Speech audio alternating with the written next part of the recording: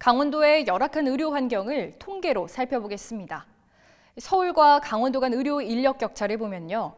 먼저 서울은 의사와 한의사, 약사, 조산사 등 전체 의료 인력이 지난 2009년 말 4만 6천여 명에서 올해 6만 2천여 명으로 10년 새 1만 5천여 명이 넘게 늘었습니다.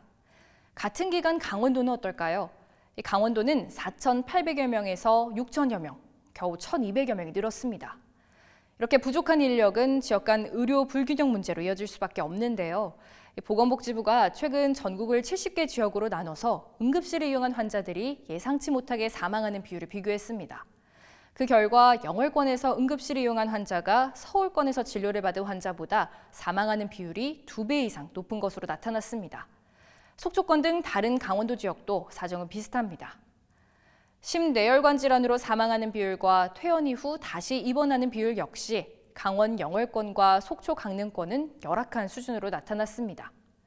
정부가 지난달 이런 문제를 해결하겠다는 취지로 믿고 이용할 수 있는 지역의료 강화 대책을 내놨습니다. 수도권과 대도시에 살지 않더라도 응급 중증 질환과 같은 필수 의료는 지역에서 안심하고 이용할 수 있도록 의료 자원을 확충하고 지역 보건 의료기관 간 협력을 강화하겠다는 건데요.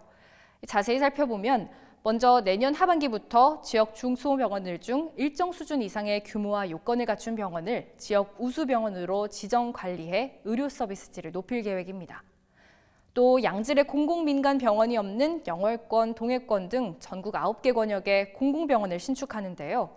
영월권은 영월, 정선, 평창, 동해권은 태백, 삼척, 동해입니다. 이렇게 조성되는 지역 우수병원과 지역 책임 의료기관 등을 중심으로 지역 심뇌혈관 질환센터를 지정해서 권역센터로 바로 이송하기 어려운 환자를 1차적으로 대응하겠다는 계획입니다. 부족했던 병원이나 응급의료센터, 심뇌혈관 질환센터가 새로 생긴다는 소식에 지역은 반기는 분위기인데요. 한편으로는 실효성에 대한 의문이 나오기도 합니다. 이 병원에서 근무할 의료 인력을 어떻게 확보하냐는 겁니다.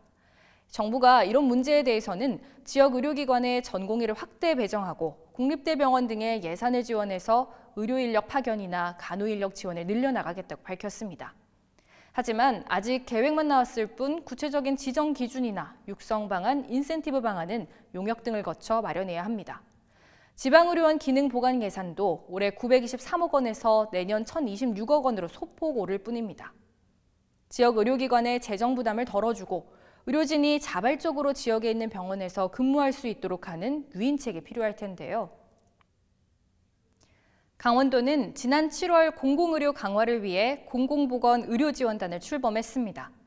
의료기관에 대한 기술 지원, 지역 특성에 맞는 사업 발굴, 의료기관 간 네트워크를 지원하는 역할을 하는 건데요.